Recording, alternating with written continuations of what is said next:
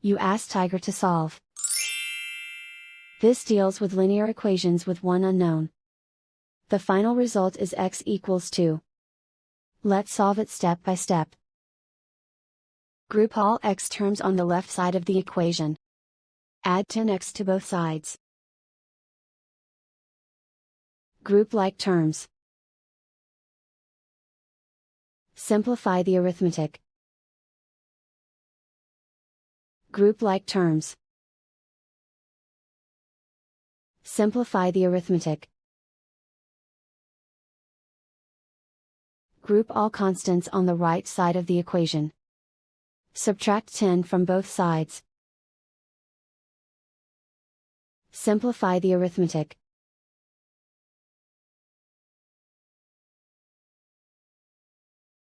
Isolate the x. Divide both sides by 22. Simplify the fraction. Find the greatest common factor of the numerator and denominator. Factor out and cancel the greatest common factor. And so the final result is x equals 2.